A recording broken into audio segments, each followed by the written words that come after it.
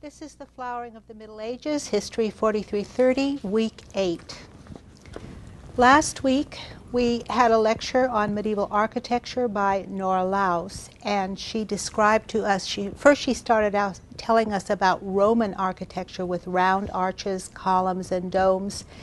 And then she described the first medieval type of architecture, Romanesque, which was a period of experimentation in which everybody in different regions of France was experimenting with Roman elements and recombining them in new ways.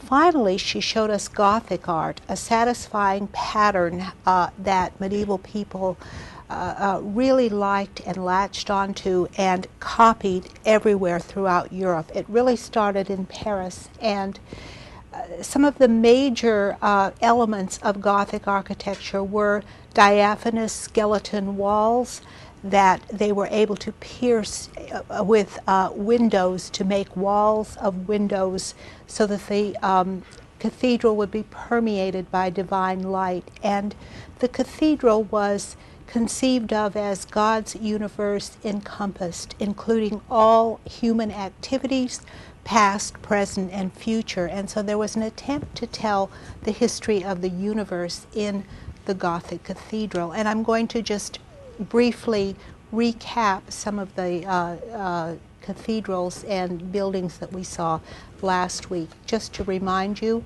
here is a Roman triumphal arch, actually, and so you can see the typical Roman elements, round arches and columns with capitals on them. Here are the arches, and here are the capitals, the columns with their capitals. Here is a typical interior of Roman architecture. This is the great hall of the Baths of Caracalla, and you can see again the round arches, the columns, and the dome ceilings. This actually doesn't have a dome to it. This is what replaced Roman architecture in the south of France and in the area before Carolingian art began and before Romanesque art began. And one of the elements you can see in this is you can see Roman round arches and columns, but they're not real architectural elements. They're just designs on the building instead of being real elements of the architecture. So that the Germanic peoples really lost the ability to build in the Roman way. And then they started experimenting. And so I'm going to show you a series of Romanesque cathedrals. This is the facade of the Church of Notre Dame, Poitiers, which we saw last week. Here is another Romanesque church, Saint Sernin, Toulouse, and you can see how different it is. All of these churches are very different from each other. And this is the Romanesque church of Loches in Prussia, and you can see again how different all the Romanesque churches are from each other. Here's a photograph of Saints Abbey in France, again, and this is Romanesque. Round arches. Again, they're experimenting with these elements. And here is an interior of a Romanesque. This isn't a cathedral, this is an abbey church. Most of the Romanesque churches are abbey churches. And this is the Norman Abbey aux Dames in Caen. Contrast that with the architecture of Muslim Spain. This, as you recall, is the interior of the Alhambra, and you can see how very different European architecture is from the Muslim architecture right next door in Spain, and we've already seen our history of Spain. This is the epitome of medieval achievement. This is the Church of Notre Dame, Paris, and you can see the exterior facade here. This was the pattern that all Gothic cathedrals followed. The first church was Notre Dame, and everybody else copied it because it was so satisfying.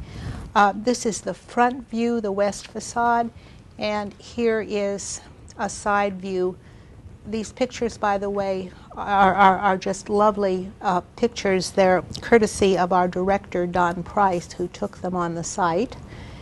And we'll see some more of his photographs here. This actually is a photograph by somebody else, but this is, you can see Notre Dame on the Seine River, and you can see it on the Ile-de-France with the river surrounding it and going around it. And here is a lovely side view of the cathedral, and you can see the flying buttresses on the side view. Here is another very famous medieval cathedral, again modeled after Notre Dame. This is Amiens, and this is one of the very famous Gothic cathedrals. And here is Chartres, and I'm going to show you the facade first, the front of Chartres. Again, these are all modeled on the same pattern, the pleasing pattern that they found. And this is the tympanum of Chartres that shows the sculpture that defines, that really tells the story of the whole universe. It starts at the front door and continues throughout the church. Okay, this is the interior. This is one of the side aisles. This is not cathedral, looking down the side aisle. And here is a picture from the nave floor looking up into the ceiling. It's not the ceiling, it's the vaults, excuse me, the vaults. And so you can see the typical interior of a Gothic cathedral. Here, again, what they strive for is to flood the cathedral with heavenly light in divine colors, and to lead your eye upward into the vaults of heaven, which you can see this picture especially, lead your eye upward. And here is a nice picture of stained glass that shows the divine light flooding the cathedral.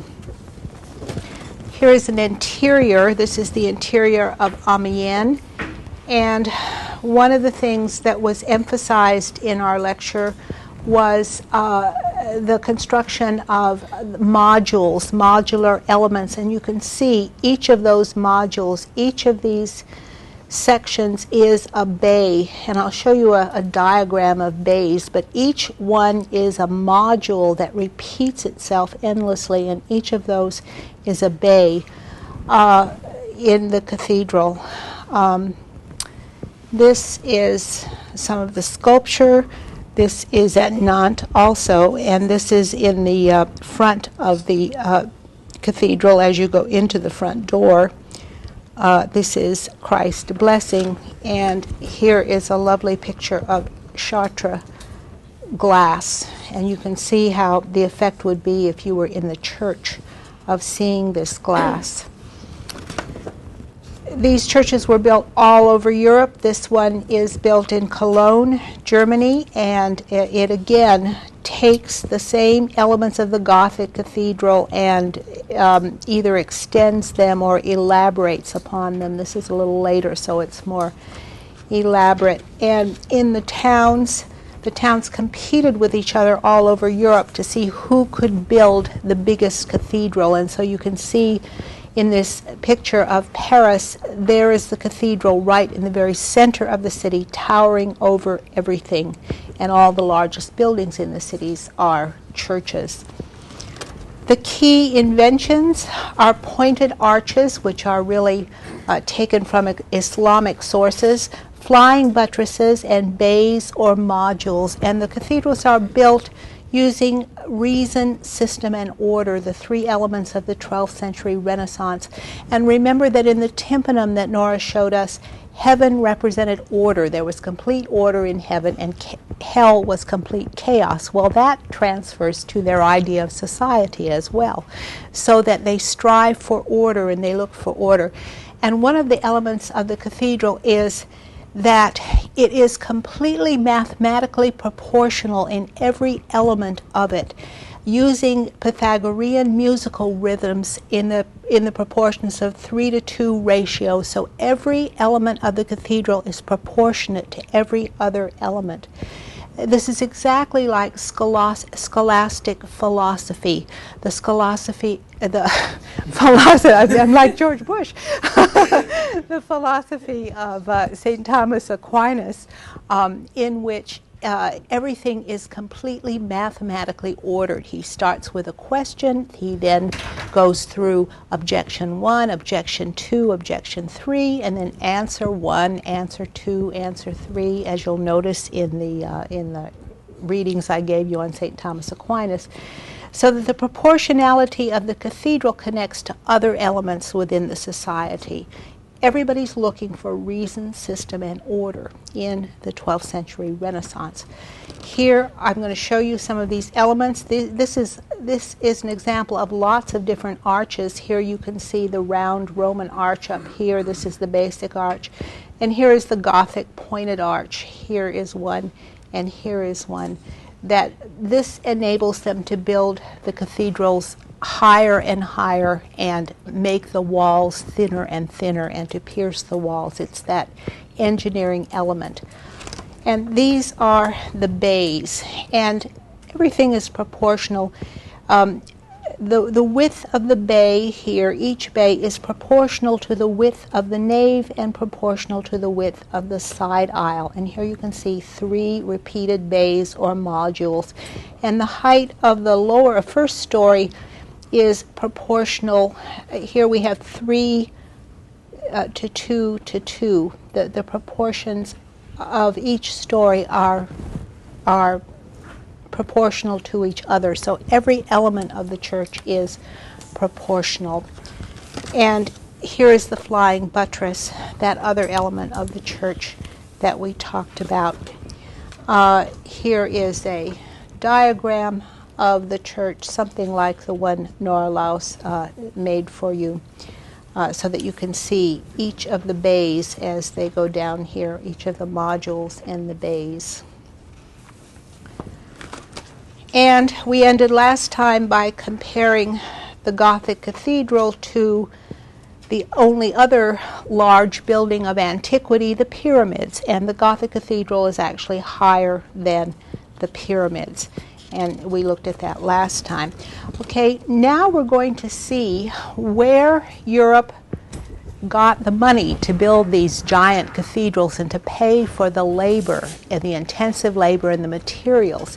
Europe was enjoying an economic takeoff at this time, and we have with us today Professor Tom DeGregory from the Department of Economics to tell us about the medieval eco-technic revolution. Okay. Thank you very much, Sally.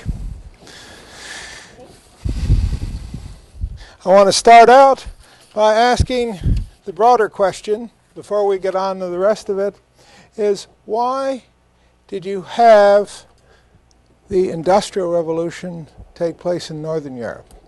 And before that, why did you have the Renaissance? Much of it started in Italy, but it spread north of the Alps. Why did you have the Age of Exploration take place in Europe? Why did, from the 1400s onward, did Europeans become the dominant force in the globe, militarily, politically, and economically? A dominance that has continued down essentially to the present, at least to World War II. The question then is why? Because 2,000 years ago, most people would have looked at Northern Europe as being a backwater. We long believed that Europe during the Middle Ages, we called it the Dark Ages, that nothing happened until the Renaissance in Northern Europe. Well, we all know that that is false, but let's just take a look at the setting there, the global setting of Europe 2,000 years ago or even earlier. If you look at the map here, you will see that you have a thesis of somebody by the name, an anthropologist by the name of Jared Diamond, who speaks about the fact that civilizations can move easier east and west than north and south. He used that as partially an explanation as to why the New World lagged behind the Old, because the technology that you developed in agriculture or some other kind of technology was always limited in its north-south movement because it had to go through various climatic zones and others. Technology did move regularly east and west, and you can see that from earlier times you had this east-west. It is now generally believed that the earliest civilizations of Mesopotamia were related to those of the Indus Valley. There was an exchange of technologies back and forth. This opened it up, and as you can see then that the technologies that developed in Mesopotamia moved east and they moved west. And so you had the development of civilizations of the Near East, and they moved across from Greece to Rome, etc. Much of these technologies in agriculture, etc., did move up the Danube Valley to northern Europe, but we would say certainly 2,000 years ago the high civilizations of the West were in the Mediterranean, the Greek, the Roman. Similarly, to the east, you were developing high civilizations. 2,000 years ago in India, you had a Buddhist kingdom. Earlier, the relationship between the east and west, there, as you can see it in Alexander's conquest there.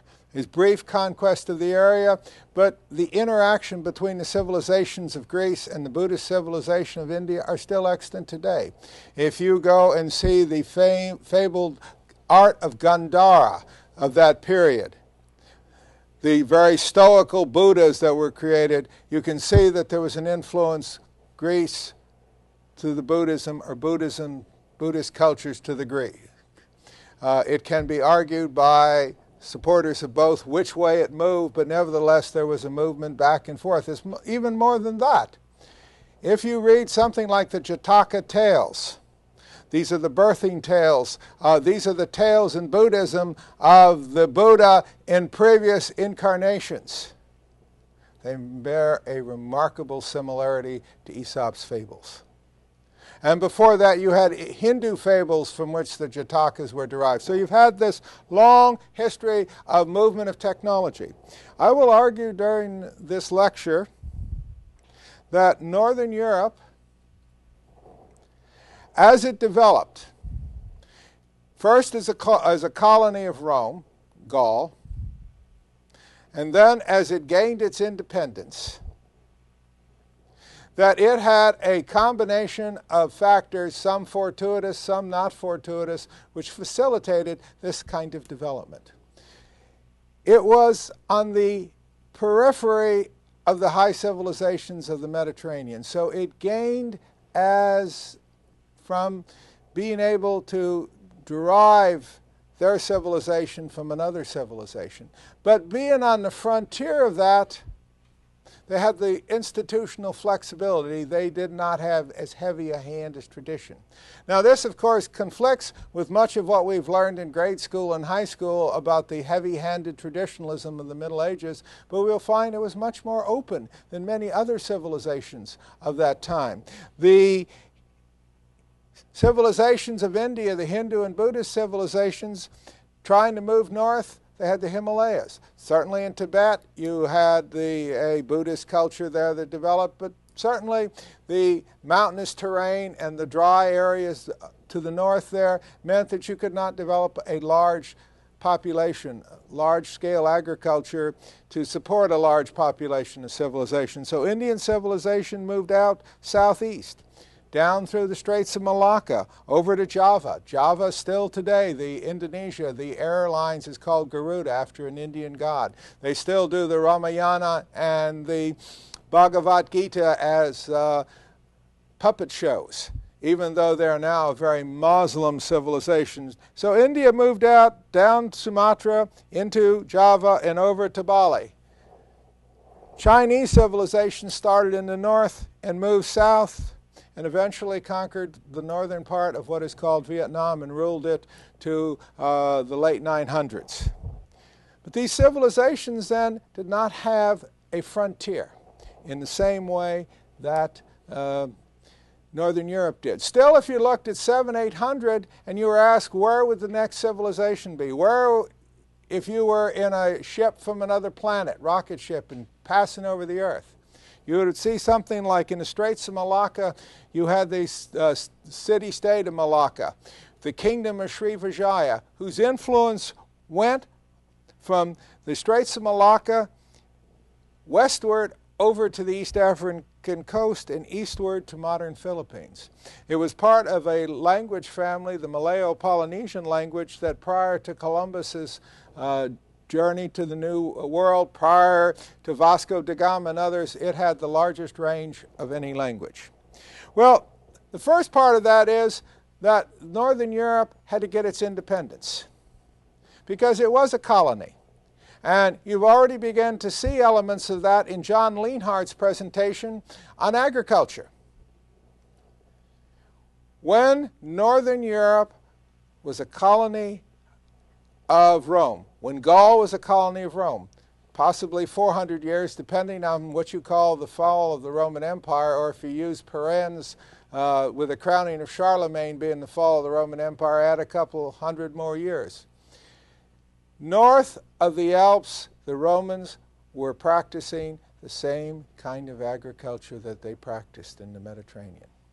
In other words, Northern Europe was governed by Mediterranean ideas, Roman ideas of agriculture. So you read the Roman writers of the time, like Columella, on agriculture, and their verdict was that Northern Europe would be forever backward. It was just too cold. It could never develop agriculture, and without agriculture, it could never have significant urbanization other than the towns that the Romans laid out.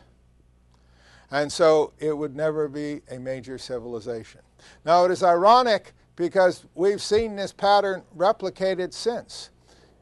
When, as we will show in a few moments, Europe developed its agriculture and started colonizing the New World, you will see that in the 18th century, the European writers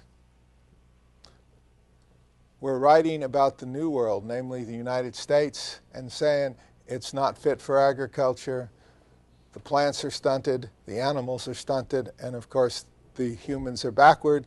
And if you read Thomas Jefferson's notes on Virginia, he was defending the New World. Now, of course, we know, that since then the U.S. has built up, and Canada, between the two, are the largest agricultural nations in the world, the largest exporting nations in the world, and of course supports huge populations.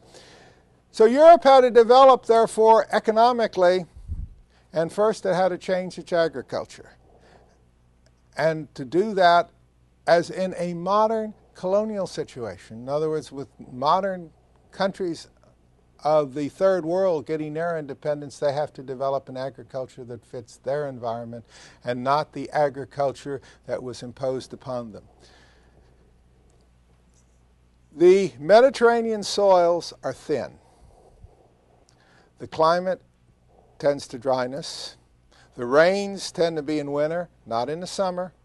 And you can see that from not only agriculture, but down to the age of exploration with the astrolabe and others, and maps, the Portolan charts, that many ports in the Mediterranean closed in October and did not open till late March or April. Ships were not allowed in or out because the Mediterranean would be clouded over in winter. In summer, any of you who have been in the Mediterranean, it is a rare night that you don't see the stars, and you had to navigate by the stars. Northern Europe had heavy, deep, rich soils which had a potential for agriculture that were not recognized, but in order to exploit that potential, you had to have a different kind and regimen of agriculture. John Leonhardt already introduced you to that, but I will refresh your memory there. In the Mediterranean, you used a scratch plow because the soils were thin, they were light, and you went over once and then you went back over the other way.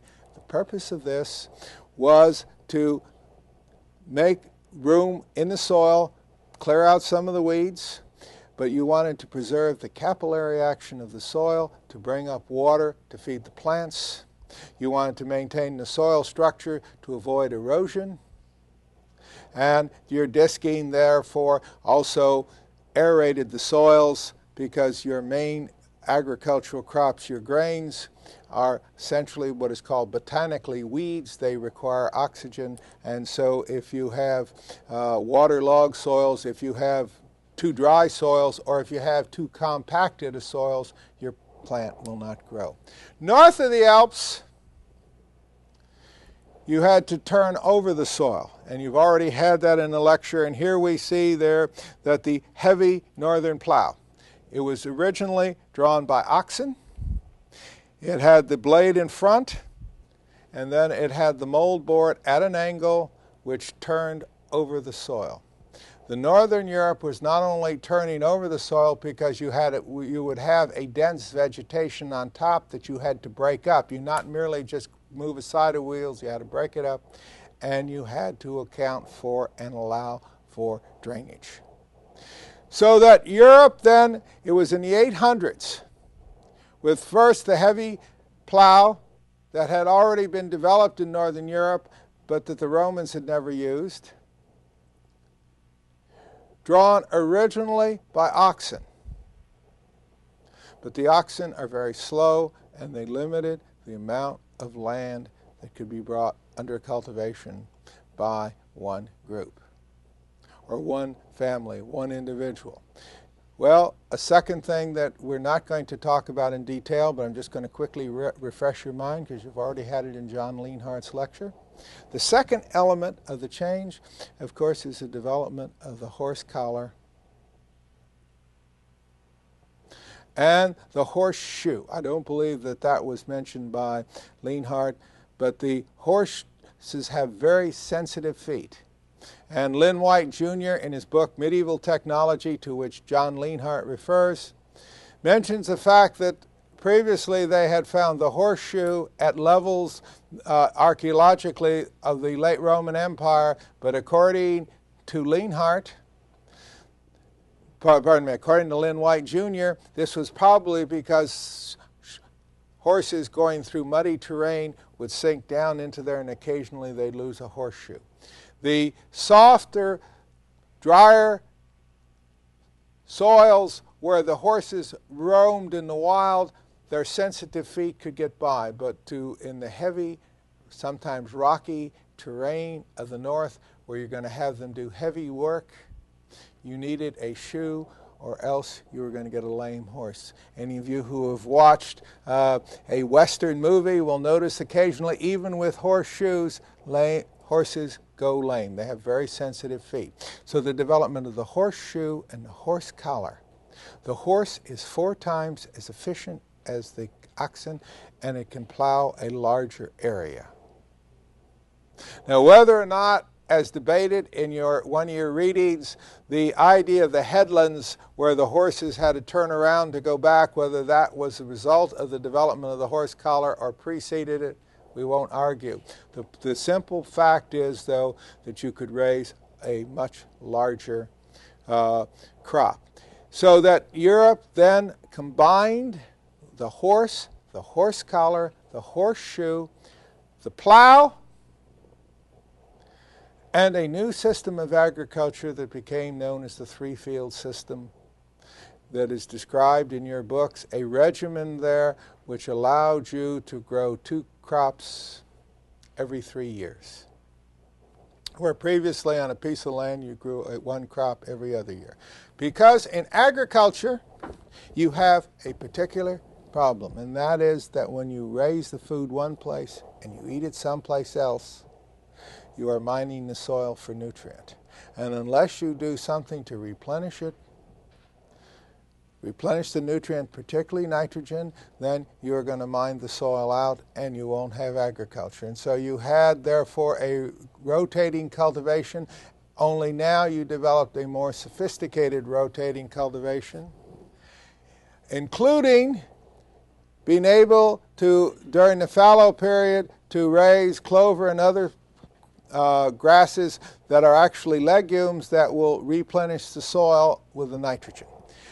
By the year 1000, as indicated by Leonhardt's lecture, Europe had one of the most stable agricultural systems and productive anywhere in the world to establish the foundation, as Leonardo mentioned, of cities, towns, etc.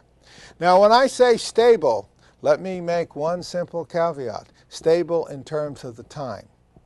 You will have periodic famines throughout Europe for the next 800-900 years, but you will have periodic famines everywhere in the world, including pre-European contact Hawaii or the Pacific Islands, which we view as paradises there. They had famines. Everyone has had famines. So when you talk about stable, etc., it's a relative condition. So if you read about famine or other problems in Europe after the year 1000, yes, they did occur, but nevertheless, Europe had one of the most stable agricultural systems that the world had ever devised. Now that they can feed themselves, what else did they do? Well, what we're beginning to get an insight into the medieval period already from the horse collar and the horseshoe, and that is that to use a metaphor, almost a pun, the Northern Europeans were learning how to harness power. They developed the harness, of course, to get the power of the horse, because the harness the horse pulls with its withers. That is a term I don't believe that it was used, rather than with its windpipe. Now, to go on from there then, that was just one small part of a power revolution that was taking place in Europe, Northern Europe. And on this point, I would like to make one divergence from what was said. It was indicated that Lynn White Jr. broke the ground and was the first one to recognize the importance of power in the Middle Ages, the importance of technological change in the Middle Ages. However revolutionary and important his book was, Medieval Technology and Social Change, it built upon a variety of medieval historians during this century. We can begin with the French historian Lefebvre de Noailles, who studied the bridges of Paris, etc. The great French historian Marc Bloch, whose magnificent career was tragically cut short when, during World War II, he was in the resistance, and just before the fall of France to the Allies, he was captured by the Nazis and murdered. We had even an American tradition there. The American historian James Harvey Robinson spoke about the obsessions that historians had with regal insanity and palace intrigue, and he argued that what the peasants were doing in the field was far more important. And it was. Now, what was going on there is a revolution in the use of power, the harnessing of it, but going beyond that. You've already been told about the water wheel. The water wheel was extremely important. Here we have other pictures of agriculture. And before I go on to the water wheel, I must mention this. Sometimes some of the most important inventions are the simplest. The long handle on the scythe meant that you didn't have to stoop over to cut the grain. Literally, down to the Middle Ages, you had a short handle and people had to bend over. Simple addition, making a long handle, dramatically changed the ability and efficiency in harnessing. Here we have some more of the pictures showing the whole process there, but now I'd like to get on to the water wheel. Wherever the water wheel was developed, others used the water wheel, but the Middle Ages mastered it. We have here a picture of an overshot water wheel. And what is the significance of the overshot water wheel compared to any others? As you will notice, the water flows in and catches on, and as it is going down here, it is harnessing the force of gravity. But it is also utilizing, with the water that flows in, its kinetic energy. So in terms of physics, it is using kinetic energy and potential energy. The overshot water wheel was 4 times more efficient than the undershot water wheel or those that worked from the side. The medievals did a number of other things mentioned in your book. They built a water wheel by or essentially under a bridge. Now the question is, why would they do that? Well, very simply, when you build a bridge and you lay a foundation into the bridge of stone, after all, stone bridges had to have heavy foundations, they forced the river to narrow. When the river narrows, to get the same amount of water through the narrower gap, it has to accelerate. And so basically, therefore, they were capturing more water power by simply accelerating the water. The bridge was not necessarily built to improve the efficiency of the water wheel, but the water wheel was certainly improved by putting it there in the river. But one of the things that was not mentioned, and I find fascinating, is that a water wheel is meaningless, just to turn. Later, the windmill, which we'll talk about, is meaningless, just to turn. You have to take the energy that is being generated and transmit it and convert it into something called work. And with the medievalists, now of course everyone who used water wheels in some way or another used that work. But the medievalists mastered the ability to transmit power and to change its form. What they did was they had a number of inventions. One of them was already mentioned, the crank, but its full significance was not explored. When you had the crank described to you, you were told about an object like this, the one in the hurdy-gurdy. But even more important, here you have one that's cranking up a longbow. And you were explained that you could take the rotary power and convert it to reciprocal power, and reciprocal power converted to rotary power. Well, it was not merely from the hand. A better example of the crank for our purposes is this picture of a double crank. And that, what it was, is that the crank, a simple device like this, allows rotary motion to be converted to reciprocal and reciprocal to rotary. And so if you had a wheel turning like this, you could take it had a shaft, and that shaft had the bend in it. Then as it went around, it could pull something back and then forward, back and forward. You could reverse it. In other words, with the engines that came later during the Industrial Revolution, where you had pistons, you had reciprocal power, and frequently you wanted to convert it to rotary power. Along the lines then, you had the crank, the cam, which transmits power, and the interaction of various elements of power, the development of gearing. Now, gearing goes way back, but it was with the medievalists that you started making significant improvements in gears. A gear that is square, and it is interesting that sometimes the newspapers, there was an op-ed piece a couple of days ago in the Houston Chronicle, and they used as a diagram some wheels interacting with gears, and the gears were square.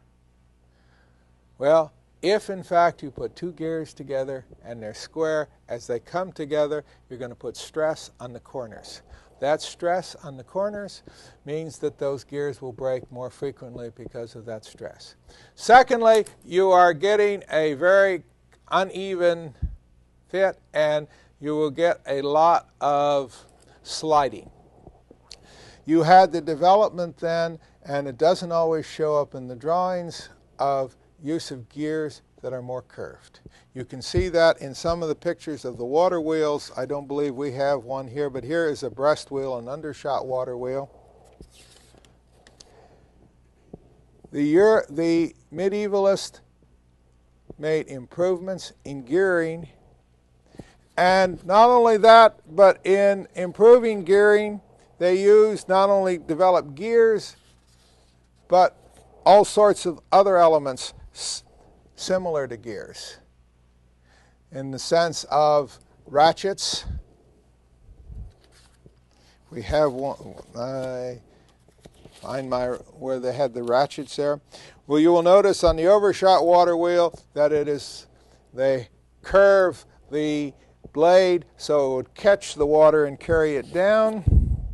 You can see in these here that you had not a gear, but similar apparatus with a more narrow point at the top so that they would slip off easily when they went in the water. You were getting the least kind of friction when you came back up, so that you were catching all of the water and then you were minimizing friction. If I can find those other elements, I'll show them to you. Otherwise, we will go on to other points. Let's go on. Might have to come back to this. I've got plenty to cover anyway.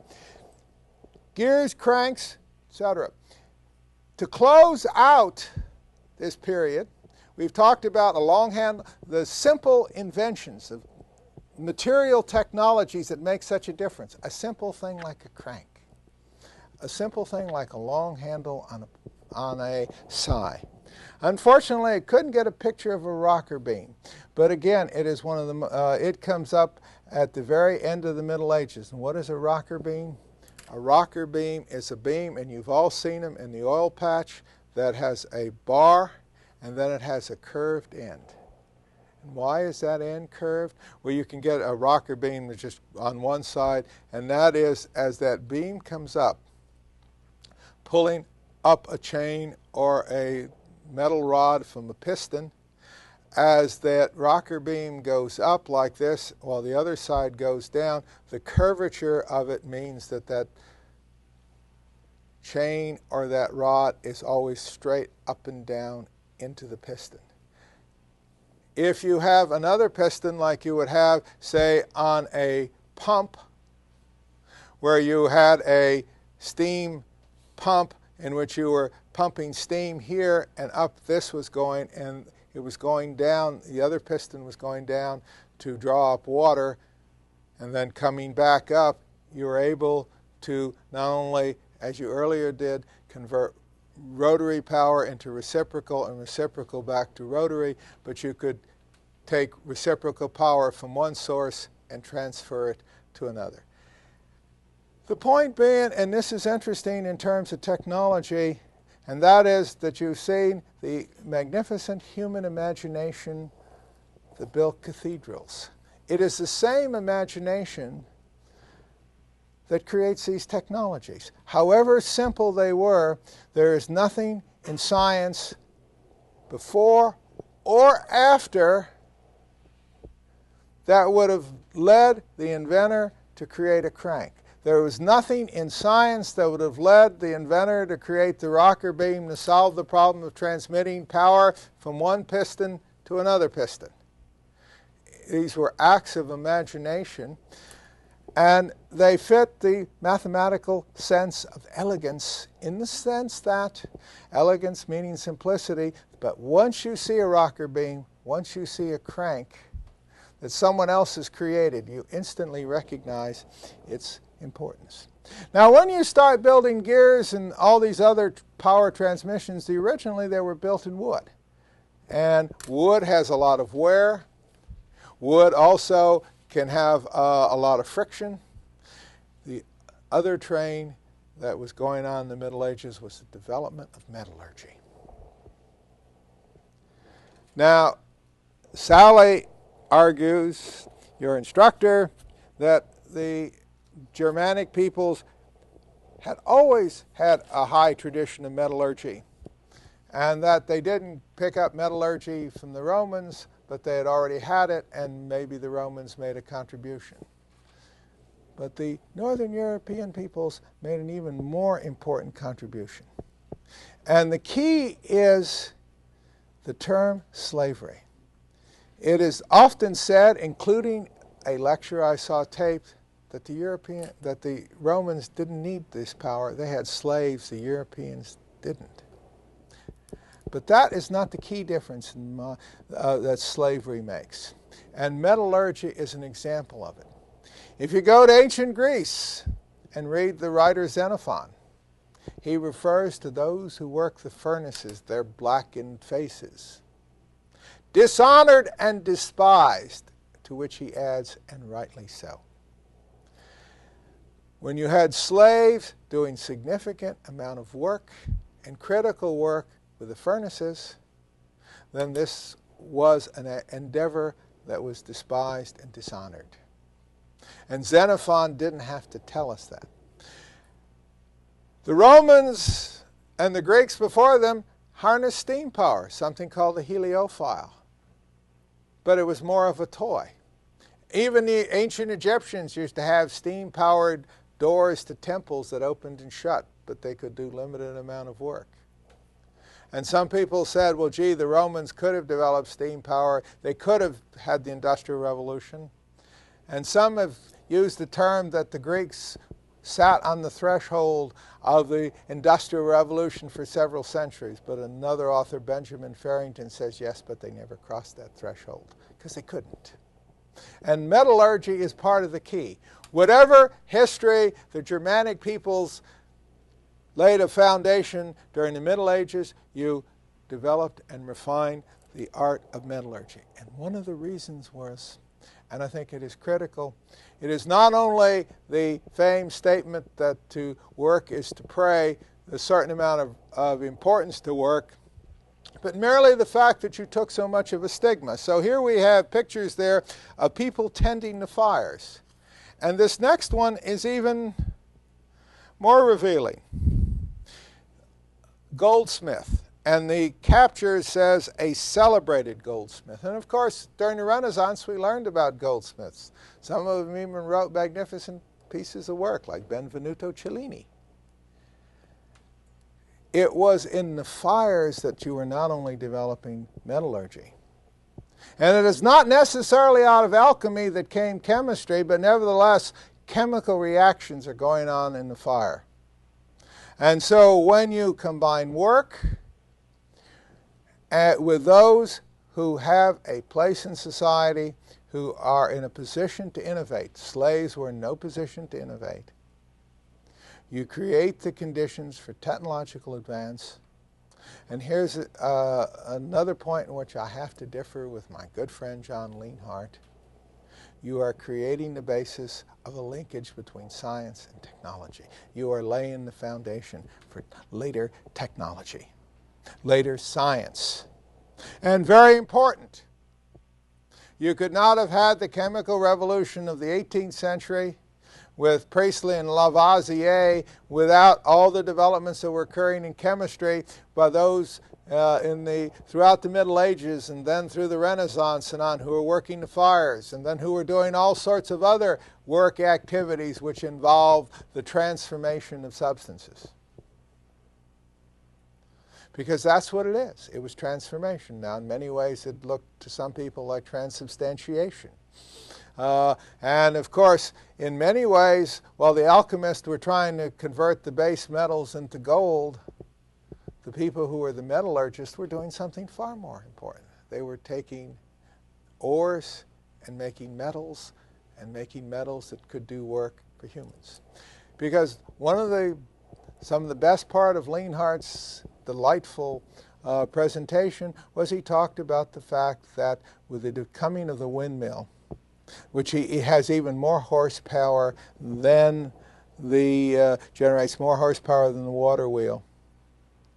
And again, that horsepower from the turning of the wheel is meaningless unless you have cams, cranks, gears, etc. that can convert that into work.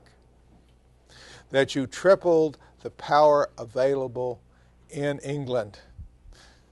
That from the coming of the windmill to the Doomsday Book, you tripled the power. That means you tripled the ability of people to solve the problems of their daily life, to harness it. It's just not power for power's sake. It is power for work, and work to do things like you were shown, a picture of a fulling mill, to make cloth. We also have had, of course, the development, before we go on in terms of metallurgy, here are some magnificent works of early period there to see that at least you had a high level of metallurgy in terms of making beautiful objects. But that metallurgy will advance because when you get to a later period, at the end of the Middle Ages, when you develop steam pumps, centuries before you had what we would call a steam engine, you had to have steam pumps to drain the mines, to get the ores out, to make more metals. You have the strength of the materials. You could never have built steam engines in ancient Rome because their metallurgy was so horrid that it would just blown them apart. So you could build small toys that didn't have much steam power, but you couldn't build engines that performed work. You couldn't build pumps. Now, so we see, therefore, that you developed this. In the last 40 years with the development of a discipline within history called the history of technology, historians of technology have talked about tacit knowledge. And this is what the Middle Ages was developing. And that is that people were acquiring knowledge through work.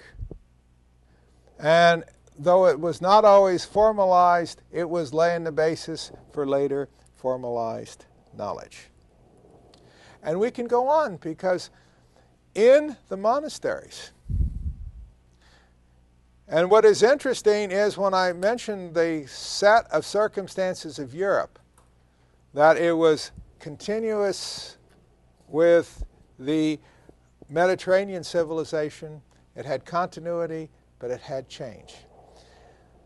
The Europeans developed a high level of metallurgy. From Asia, you had transmission from China. Earlier, it was actually earlier from Korea. In the 600s and 700s, you had woodblock printing. In ancient China, you had actually, and you can go and visit China, you'll go places where they have huge stones with great text carved in them. And these were kind of printing plates, although they were forerunner of it. From Central Asia, you got the felting process that became paper. After all, papyrus was a weaving, paper is a felt. It came across either through Persia and across North Africa, up in Italy and Spain, or it came northern through Samarkand, whatever it is. By the 1100s, you had paper mills in Italy. You had fulling mills for cloth, etc. What was laid out in the Middle Ages then, they took their traditional, their Mediterranean heritage. They were open to this lateral movement of technology in there, and this was a very open society. But then they put their own use of power in it. It was a frontier in the sense that when they described the Cistercian monasteries, they went out and colonized frontiers. You still had internal frontiers in France, etc. So it was a frontier area. People could go out and form a colony. In those monasteries, when they talked about the streams flowing through and all the machinery there, you may have only had one wheel, which means that you laid out your machinery there and you delivered power along a cam, and different machines could make their use of the power. You therefore had the basic structure that was to be carried over into what we would call the factory system and the Industrial Revolution. The seeds of it were right there. This was the structure that would prevail until the early 19th century, because many factories had one huge steam engine and then a belt which transmitted the power, and then all machines took their power from it. It was only in the 20th century where you had electrical power and you could fractionate it that you actually had machines. A machine could operate. Obviously, you had a line, but this time it was a line that sent power, electricity, and any machine could turn on or off. But before, they were all on together. So you had, therefore, this combination there. And in came paper. In came printing by Bloch, which was married to the olive press, so we had the development of the printing press. In the early 1400s, in Northern Europe, in the Flanders area, you had the development of printing by movable type. Now, frequently our history books will say Gutenberg developed the printing press. He did no such thing. Printing dated him by centuries. The printing press dated him by quite a bit of time. And so did printing by movable type. But Gutenberg was a tinker, a tinsmith, and shows the importance of the metallurgical tradition that was coming out of Europe. He had developed the ability to sandcast type and make it so cheap that he created a revolution in bookmaking. Bookmaking in the sense of creating books, not in laying bets. And it was a fortuitous event because part of the tradition that Northern Europe had inherited was, in fact, the alphabet, a phonetic alphabet, which is far more efficient for printing by movable type. For the ideographic languages, printing by movable type offered very little additional efficiency. You were laying the foundations then for an intellectual revolution which was already underway because, as I said, Europe was open to other things. Coming in from South Asia, India, into Europe, before then, 200 years before then, was the zero and positional notation. What we call the Arabic numerals was actually Indian numerals. They were far more efficient than Roman numerals. But yet, city governments would not allow merchants to keep books in them. So frequently they kept books in Arabic numerals, did their calculations, and then translated them into Roman numerals. In 1342, an Italian by the name of Leonardo Fibonacci of Pisa wrote the Liber Abaci, the Book of the Abacus. And he's not only famous for the Fibonacci series, but basically he developed double-entry bookkeeping. The German historical sociologists like Weber and Sombart have attributed to him the foundations of capitalist rationality. A later writer, another century later, Luca Pacioli, wrote a Summa, and it's a magnificent book on math, etc., and he has chapters on accounting that were actually used in classes for several centuries later. So they laid the foundation there. But also, of course, they were laying the foundations for, as was going on elsewhere, astronomy, mathematics, etc. It came in through the Middle Ages, the development following from positional notation in the zero, because without the zero, positional notation you cannot have. Which therefore, and let me go on to a number of other points then, you were creating more goods and you were creating trade. You were creating cities and you were creating trade. The horse helped, but the boat was more important. Canals and shipping. And what is, you see, contrary to those who say that science and technology were separate, you see the marriage of science and technology in the development of shipping, of boats, and navigation.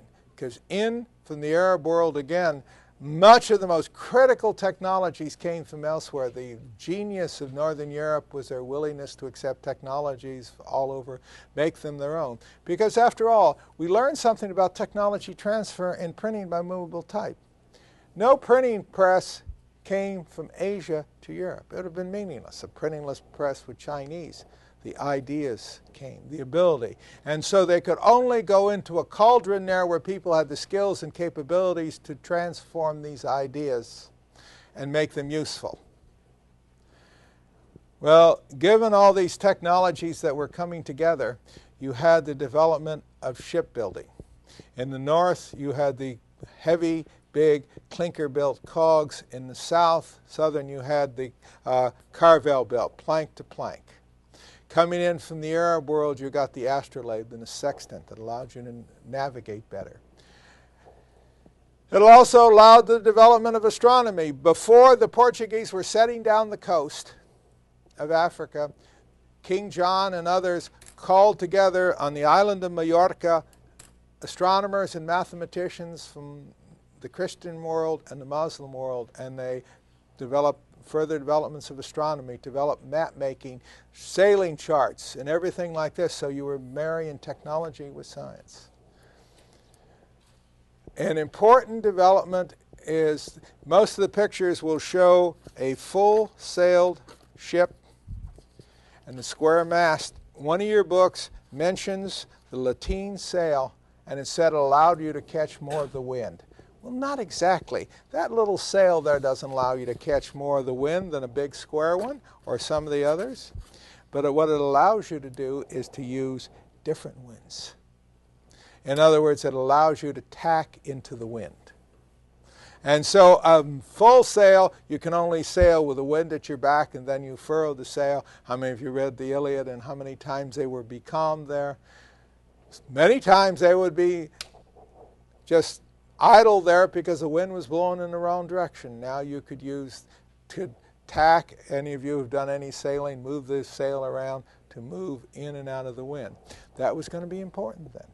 So that the Europeans, therefore, were able, back to this map here, to go down the coast of Africa because there was a 600-mile reach there where the winds only blew in one direction. Africa was kind of cut off by this desert. East Africa had, down to the Mozambique Channel, had, they're using the monsoons, and Arabs had contact with parts of East Asia, but the other parts didn't. You could sail into the wind. They could, European metallurgy allowed you to put cannon on there so that basically Europeans could become imperialists. Now that's not the most glorious aspect of European civilization, but nevertheless, it laid the foundation for European becoming dominant politically, militarily, as well as economically. And in fact, it also was laying the foundation, though, that it was Spain and Portugal which originated the age of exploration. It was going to be Holland and then England and France that would take advantage of it. And it shows the kind of fertility of the Northern European mind. If you read Mattingly's The Defeat of the Spanish Armada, an ancient classic, he has a whole chapter on the metallurgy in England to build the cannon on the ship. But more important, you have two famous battles. One is you had the Battle of Lepanto, in which the bells of Christendom rang because the fleet led by the Venetians defeated the Turks at Lepanto. But as Carlo Cipolla, the Italian economic historian, has pointed out, that both were losers, because they were both using an obsolete technology of grappling and boarding. In Northern Europe, they were developing the cannon, and the purpose was not to close in on the other ship and board it, but to use your cannon to disable it, and then you boarded it. And so you were seeing, therefore, that the dominance was passing to Northern Europe in terms of the technology of production, but also the technology of long-distance trade.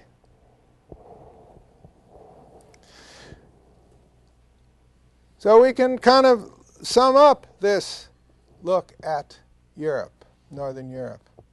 It was able to develop agriculture, to feed a growing population. It was able to build cities. In the cities, it was able to harness power in various ways. It developed craft guilds. And so we could go through here, if time permitted, and show a whole range of different tools that they were using. There were people who reveled in technology, who used it, who were developing it in all areas. The roads may have originally fallen into decay after the Roman period, but then you started building canals and you started improving your ships and your coastal trade. After all, your roads may be important for long-distance trade, but a horse, by the time it goes 100 miles, if it carried nothing but food, it would have to eat all the food that it carried after 100 miles. And so the kind of amount of trade that you can engage in by horseback was limited. The trade that came across from Asia was more important for the ideas that it carried, because some of the trade routes came along the very northern ability of that civilization to expand, where it was more densely, thinly populated. So you had a few cities that were jewels for the trade, Samarkand, etc. But they did not have the agricultural hinterland that allowed them to become great civilizations, and they lost out to various forms of trade by boat and then eventually trade across the ocean, picking up first the monsoons and then the trade wind. And that was the technology of boat building, the technology of the sails. Columbus sailed to the New World. He left Spain with a technology, a combination of boat building that had been developed in this area here between France and Spain, the meeting of the Mediterranean and northern Europe. He had 2 caravels, which were a ship with 3 lateen sails, and 1 carrack, which was a large northern European ship with a full mast carrack. He went to the Canaries, where he refitted his 2 caravels to call them a caravela redonda, and they had a main mizzen mast and then 2 lateen sails so they could both sail into the wind and pick up the main wind. This was characteristic of the fleets that were to go out there to conquer the world. So Europe conquered the world. It's not, as I said, the most honorable chapter in European history. But nevertheless, during this period that built upon the Middle Ages, you had the development of literacy to a height that it never had, based on the Middle Ages. You had the development of science. A science that the only place that it is condemned is in the universities in the U.S. Postmodernists, etc., will talk about logo-phallocentric science. You go out into the third world, and they want to learn science. And what is ironic is, and I've given lectures on this, I say it's not Western science, but that the Europeans came to dominance in a limited period of time, taking science and technology from the rest of the world. And it is much a part of the rest of the world's heritage as it is ours. And they buy that. They not only buy it, they advocate it. They want the latest in science and technology. We have developed technologies that have eliminated people, taken the worst off of labor that we had. In other words, the power revolution meant that people were achieving with inanimate power what they had to use for their own power. This technology has led us to longer life expectancies and better lives in many respects, not only in the West, but throughout the rest of the world. So I would argue, therefore, that the Middle Ages was a great period. And let me close then by saying I've been talking about its successes. In many ways, when you have the lectures on the cathedrals, etc., sometimes civilizations are all known by their failures.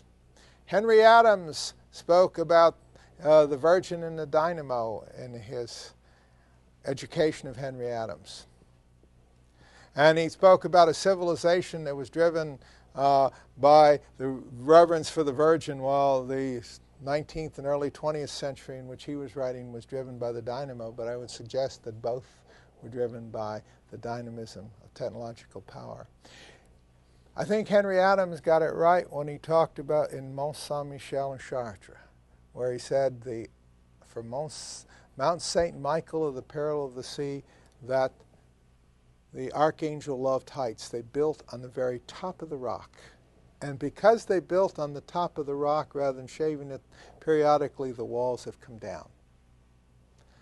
And Europe failed, and so I would suggest then that when we talk about the cathedrals, take a look at how many times one of the towers fell or one of the walls fell. Europe's greatest achievement was its technology, its imagination, that not only was solving all these practical problems and the practical problems of constructing cathedrals, but was trying to go always beyond itself. And I think in another area where William Faulkner giving lectures in Nagano, Japan, rating the American authors, he rated Hemingway last, not because of what he produced, but he said Hemingway found a formula for success, which he repeated over and over again, and that was his greatest failure. He never failed. Medieval civilization should be known by its successes, but also the magnificence of its failures. But it laid the foundation of a practical revolution of which not only we, but the entire world are beneficiaries of. Thank you very much. We have a few more seconds. Are there any questions?